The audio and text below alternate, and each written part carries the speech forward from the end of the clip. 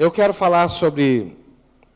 Eu venho desde o final dessa semana, acho que ontem, pensando na palavra dessa noite.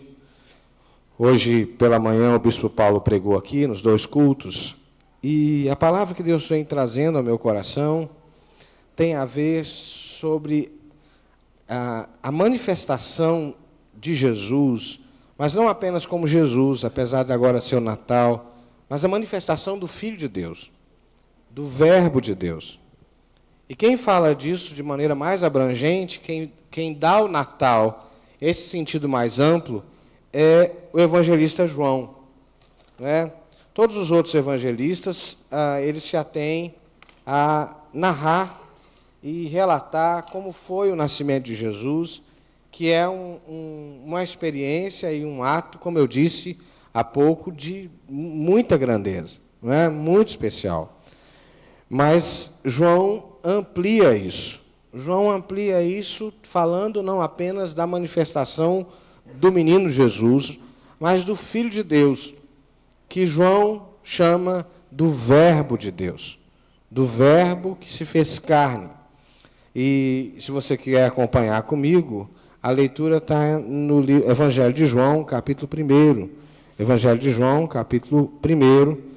Nós vamos ler do versículo 1 ao 5 e depois dos versos 10 a 14. João 1, de 1 a 5, depois de 10 a 14. Amém? No princípio era o Verbo, e o Verbo estava com Deus, e o Verbo era Deus. Ele estava no princípio com Deus, todas as coisas foram feitas por intermédio dele, e sem ele nada do que foi feito se fez. A vida estava nele, e a vida era a luz dos homens.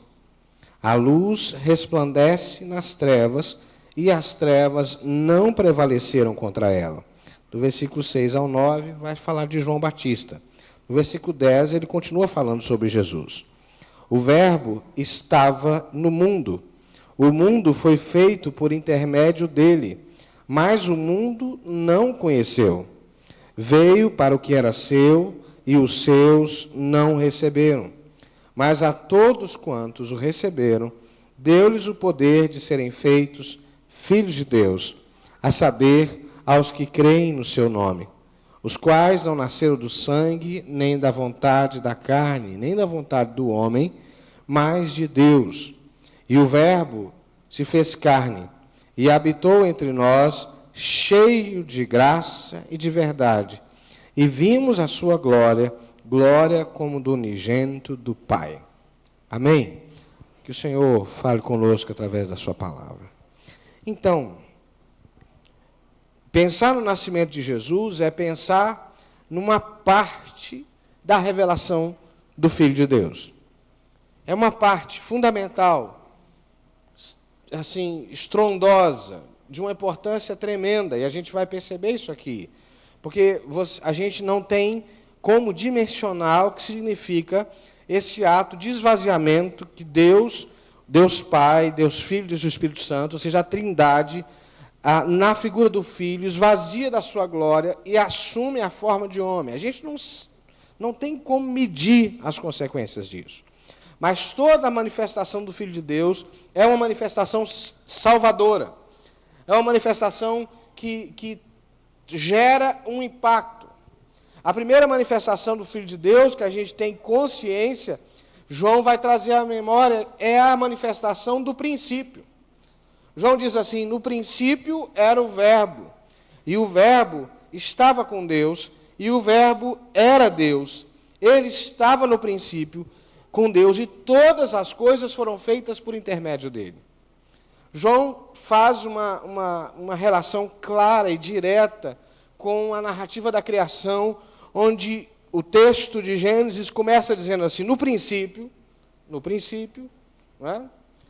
Criou Deus os céus e a terra era sem forma e vazia. Quando João começa dizendo no princípio, ele está fazendo uma conexão desses dois textos. E ele está dizendo assim: o Filho de Deus que nós vimos manifestado em carne, ele se manifestou primeiro na criação. Ele se manifestou primeiro trazendo à existência aquelas coisas que já estavam no coração de Deus. E João vai dizer assim, tudo que foi feito por intermédio dele. Sem ele, nada do que se fez seria feito. Porque ele é Deus, ele estava com Deus, e João o classifica, o verbo de Deus, o Logos, era uma categoria filosófica conhecida no tempo de João, assumida como um fundamento fundante da criação de todas as coisas, mas ele diz assim, Jesus é esse verbo, Jesus é esse fundamento, e ele é mais do que isso, ele é aquele que traz à existência os sonhos de Deus. A primeira coisa dessa manifestação do Filho de Deus, que é fundamental para nós e faz sentido para a gente celebrar, é o fato de que Jesus é aquele que traz à existência aquilo que Deus já sonhou e já repensou a nosso respeito. Deus disse, haja luz e houve luz. Deus disse, haja separação entre águas e houve. Deus disse que os mares fiquem cheios e isso aconteceu. Que a terra produza alimentos e isso aconteceu. E todo esse haja de Deus é o Filho de Deus. É o próprio Cristo, é Jesus, que está criando, que está fazendo e trazendo à existência os propósitos de Deus. Celebrar o Natal, celebrar a manifestação do Filho de Deus, é celebrar essa graça que se revela no Filho, que torna concreto todos os sonhos de Deus a nosso respeito. E é interessante que o texto da criação ele é muito rico, quando ele diz que o Espírito pairava sobre a face das águas. E eu gosto de falar desse texto, já falei várias vezes sobre ele aqui, porque pairar sobre as águas é chocar, é estar ali gerando uma realidade nova. Então o Pai concebeu no coração, o Espírito gera, e o Filho traz à existência essa realidade sonhada, o projeto de Deus para a nossa vida. E por isso nós celebramos o Natal, porque Jesus é esse verbo de Deus, é esse haja de Deus, é essa ação criadora de Deus que traz à existência tudo aquilo que Deus sonhou. E a gente confunde, né, quando há um esvaziamento desse sentido de Jesus, quando a gente acha que Jesus é aquele que traz à existência tudo que eu quero, tudo que eu desejo, tudo que eu preciso. Não, não é isso. Jesus não tem compromisso com os meus desejos. Jesus não tem compromisso necessariamente com os meus objetivos. Ele tem um plano maior. A Bíblia diz assim, os pensamentos de Deus são mais altos que os nossos, os caminhos de Deus são mais altos que os nossos. Celebrar o Natal, então, significa que quando a gente declara Jesus como Senhor da nossa vida, significa assim, Deus, eu estou rendido, sujeito, que nós fizemos aqui no altar agora há pouco, eu estou submetido a esse projeto de Deus, que se manifestou na criação. Mas eu não sei quantos creem comigo que a criação não acabou ainda. A obra criadora de Deus não se fechou ainda, porque aquilo que Ele sonhou para você ainda está em desenvolvimento. Amém? Quem acredita aqui que a sua vida ainda está em processo? Sua vida está em processo, amém? Você crê nisso? Amém, queridos? E é só por meio de Jesus que esse projeto de Deus se realiza.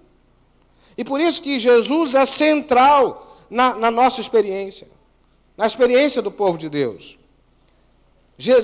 O culto a Jesus, a fé em Jesus, a adoração em Jesus é fundamental, porque Ele é o verbo de Deus.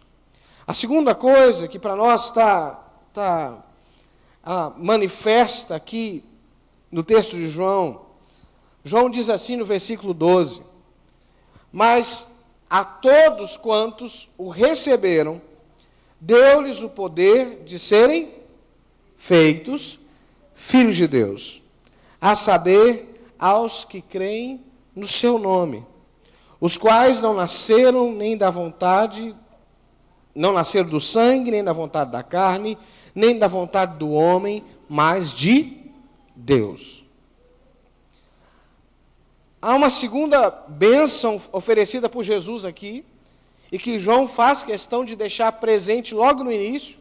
Ou seja, ele não relatou ainda os milagres, ele não relatou os sinais, ele não relatou as maravilhas, ele não relatou a essência do Evangelho, a essência no que diz dos ensinamentos de Jesus, mas ele diz o seguinte, Esse verbo de Deus que criou todas as coisas, esse verbo de Deus que trouxe à existência o que Deus quer, o que Deus deseja, é aquele também que possibilita, que viabiliza um nível de conexão que nós tínhamos perdido.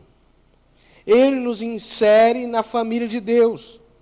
Ele nos coloca de novo em relação com Deus e nos dá a possibilidade da filiação, da adoção, de chamar Deus de Pai. E não só chamar, mas sentir-se acolhido, abraçado, envolvido, pertencente à família de Deus. Uma das necessidades mais básicas do ser humano é a necessidade de pertença.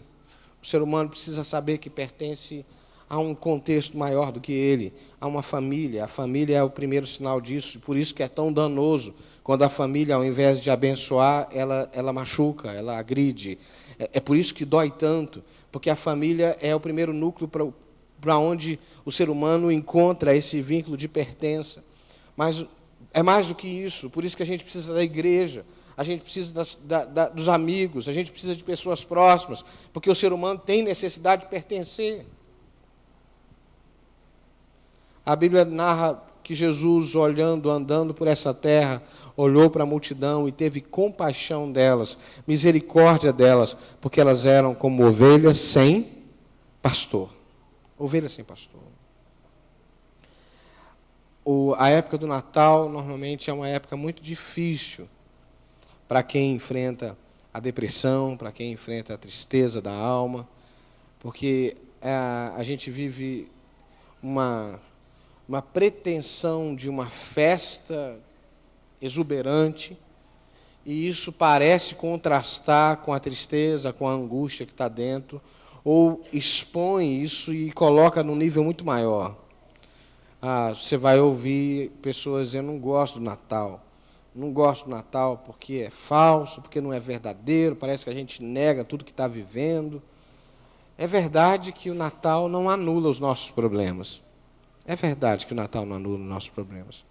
Mas o Natal não é só a festa pela festa.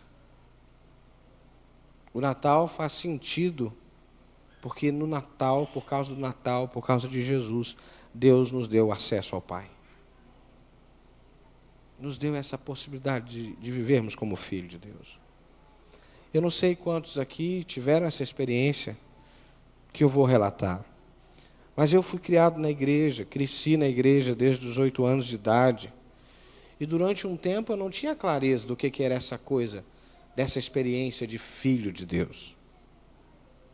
Eu cresci na igreja, mas a minha experiência era daquele que serve a Deus, daquele que teme a Deus, daquele que tem temor de Deus, honra a Deus, reconhece Jesus como Senhor, mas não consegue chamar o Deus de Pai.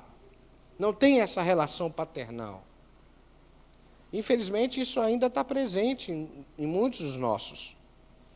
A gente frequenta a igreja, a gente conhece a palavra, a gente experimenta da salvação que Jesus oferece, mas muitas vezes não usufruímos desse canal, desse viés, desse caminho único que Jesus oferece, da filiação, de sermos chamados filhos de Deus, de acharmos em Jesus e em Deus esse lugar seguro, esse lugar de proteção, esse lugar onde eu pertenço, e eu não pertenço porque eu sou perfeito, eu não pertenço porque sou melhor do que os outros, eu não pertenço porque já venci o pecado, eu não pertenço porque cheguei num nível mais alto, não, eu pertenço porque eu criei no Filho de Deus, e Ele me deu o poder de ser feito Filho de Deus.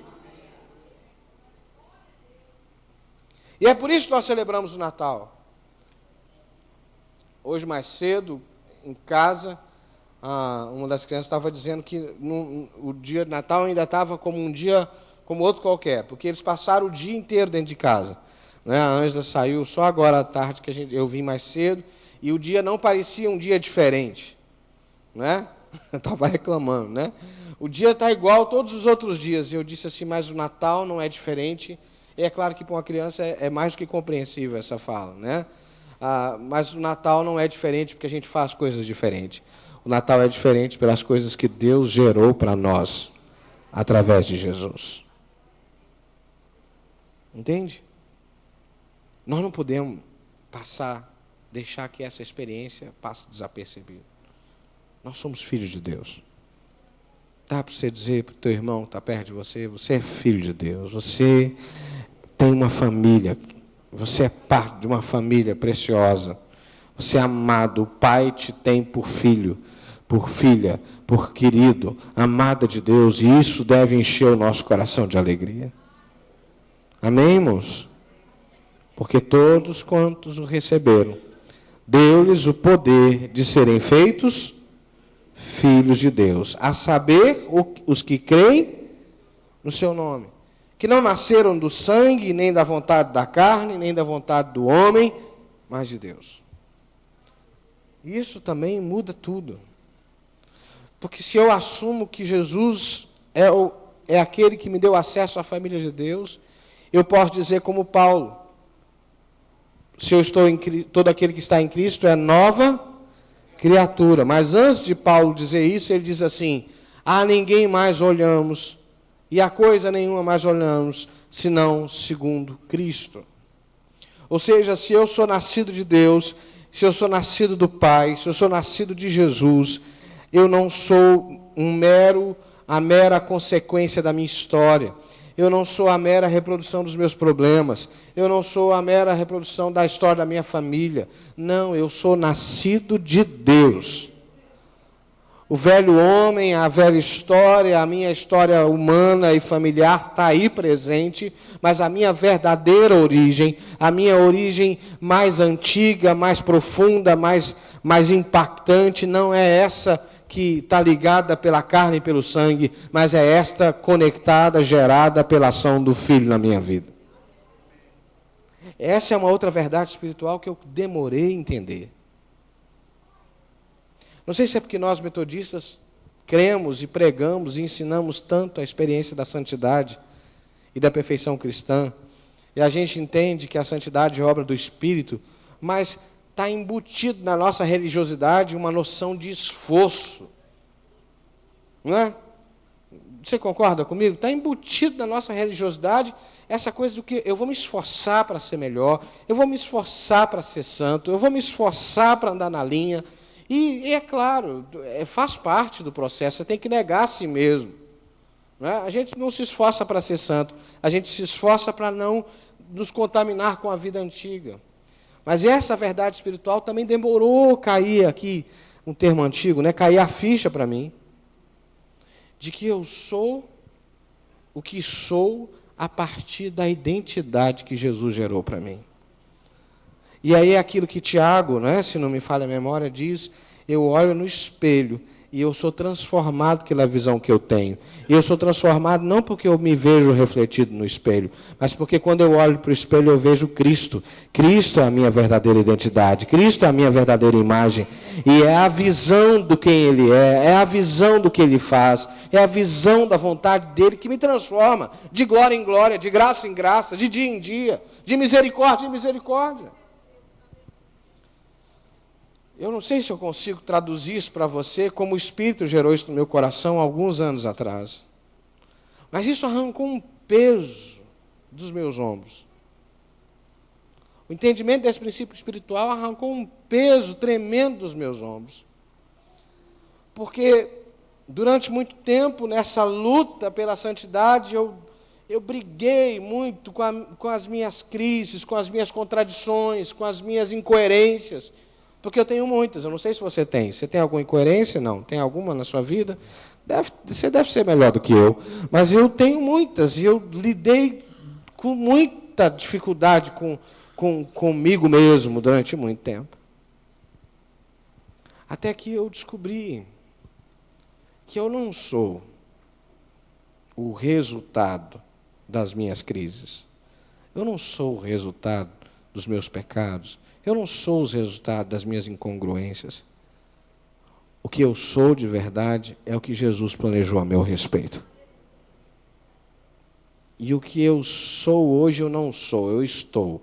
O que eu sou de verdade está sendo revelado a cada dia a partir da minha experiência com Jesus. Entende? Isso tirou um peso dos meus ombros.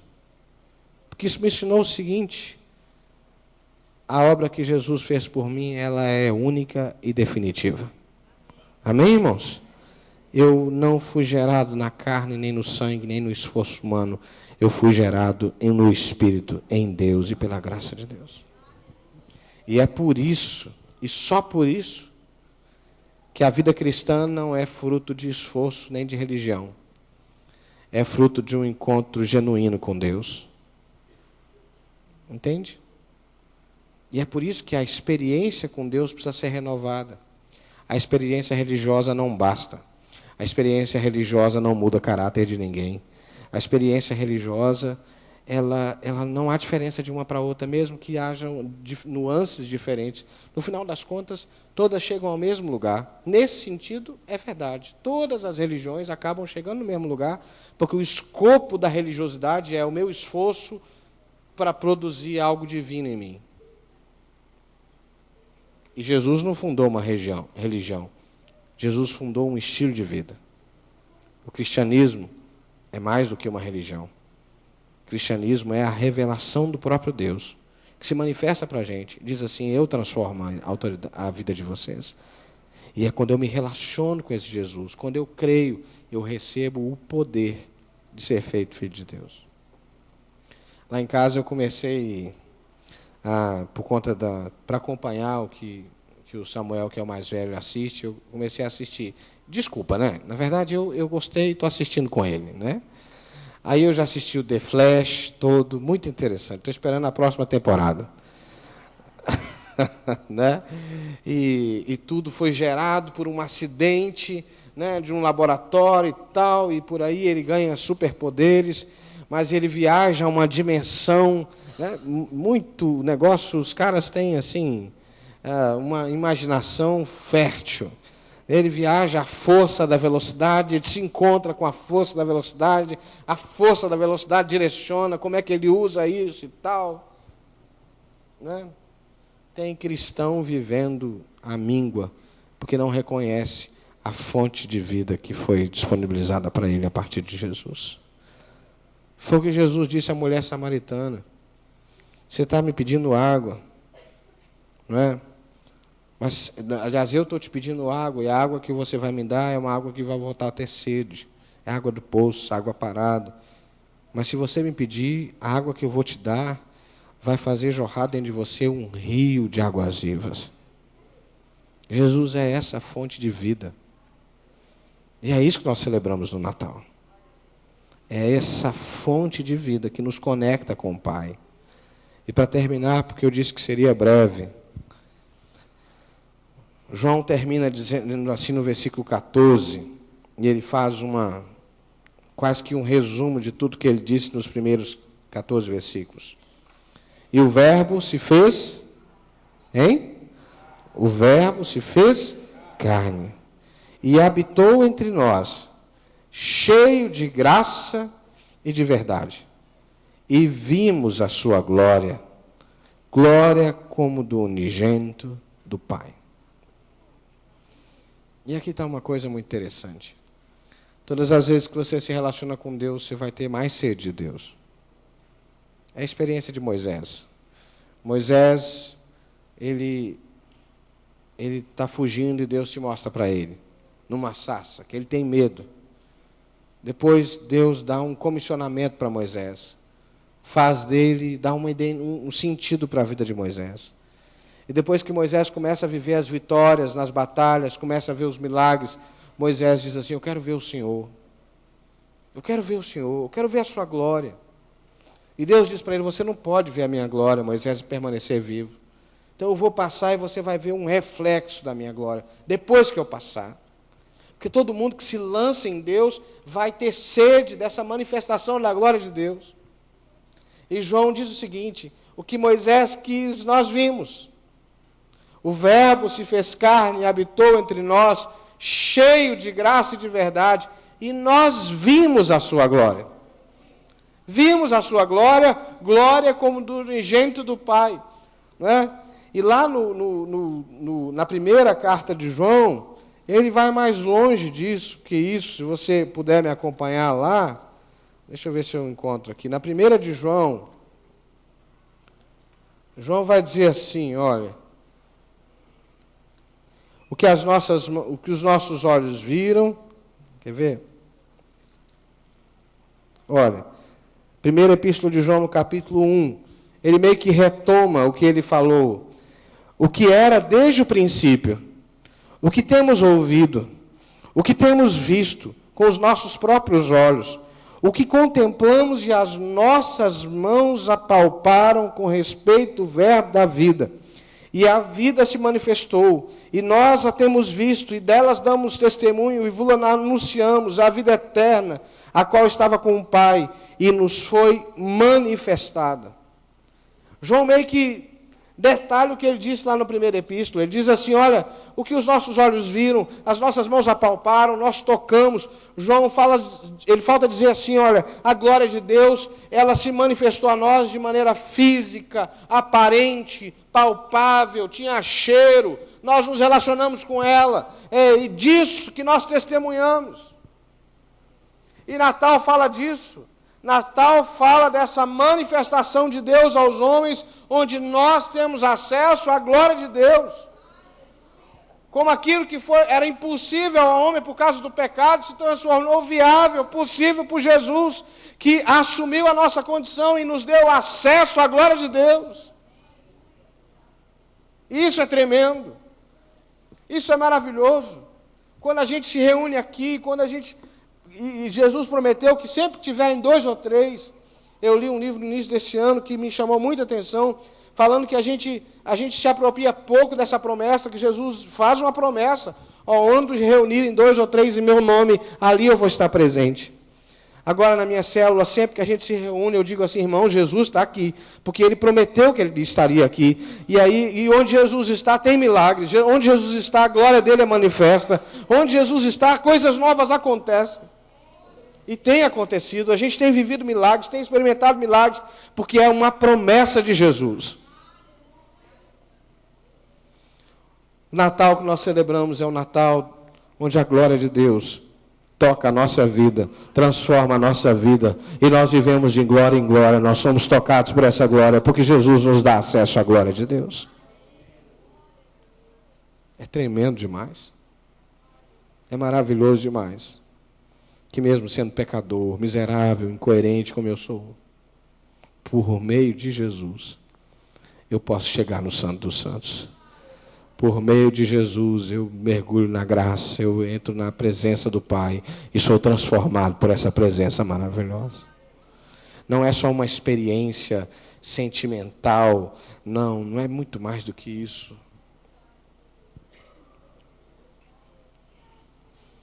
Mais uma vez, eu acho que a minha precariedade em comunicação limita a minha capacidade de dizer para você tudo que está contido aqui. Jesus, como Deus que traz à existência os projetos de Deus. Aquele que traz à existência tudo que Deus sonhou.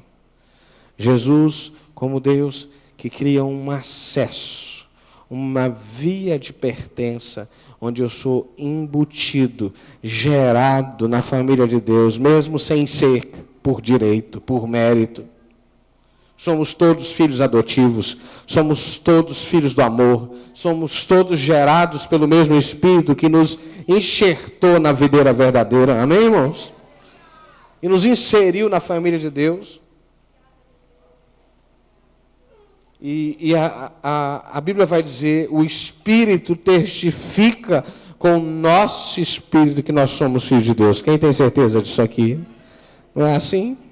É. Você já viu alguém brincar com outra pessoa para dizer assim, não, esse aqui é um filho que eu achei em tal lugar assim, brincando com um filho que é diferente. Na sua família tem alguém que faz esse tipo de brincadeira? Eu não gosto dessa brincadeira não, mas tem gente que faz, não tem? E a gente, o que nos faz ter consciência de que nós somos filhos de quem somos filhos? Mesmo que somos filhos adotivos. O que nos faz? Há um selo no nosso coração que me diz, fulano é meu pai, fulano é minha mãe, porque esse vínculo foi gerado em amor. A Bíblia diz: o Espírito testifica com o meu espírito que eu sou filho de Deus. Wesley dizia que essa marca, esse selo, ele não é gerado na carne, ele é gerado no Espírito. E ninguém pode remover, porque foi gerado pelo Espírito, no Espírito. É uma marca gerada pelo próprio Espírito, no Espírito. E isso é tão sério que eu já lidei com pessoas em condições de enfermidade que a mente, o corpo já não respondia mais nas condições normais, mas de alguma maneira está preservada ali o senso de filiação. Eu me lembro de uma irmã querida, mãe de um pastor, mãe do Nelson, do Zé Magalhães, a irmã Maria da Glória. A irmã Maria da Glória desenvolveu uma doença senil, né? De perder a capacidade de conseguir gerir suas funções mentais normalmente. Mas a gente já chegava lá, a irmã Maria da Glória falando em mistério, isso ficou preservado, né? Teve um dia que eu cheguei, fiz o meu papel, eu fui levar ceia para ela, falei, li o texto bíblico e tal, aí a hora que eu bati na perna para ir embora, eu fechava e falou assim: não, você já falou, agora vai ouvir. E me fez ouvir o que ela tinha para dizer para mim, porque é isso. E o pastor Hélio chegou aí, né? Coisa boa que você chegou, né? O pastor Hélio hoje desenvolve aqui na nossa igreja, junto com a irmã Maria Luísa e toda a turma, né? O ministério da capelania na igreja, de ir às pessoas que não estão possibilitadas de estar aqui. E como é precioso esse ministério, como fica marcado o senso de pertença e de filho de Deus. Nós somos amados por Jesus. Nós somos inseridos na família de Deus. E por meio dele, nós temos acesso à glória do Pai. Amém, queridos? Isso faz sentido para você? Faz sentido para você? Para mim faz muito sentido. E eu sou eternamente grato a Jesus por isso. Todas as vezes que eu me defronto com os meus limites, eu olho para os céus e digo assim: Deus, Jesus está trazendo à existência os propósitos de Deus para a minha vida. Eu sou filho de Deus. E eu não vivo das circunstâncias. Eu vivo da glória de Deus manifestada em Jesus. Amém? Eu quero te convidar a ficar em pé.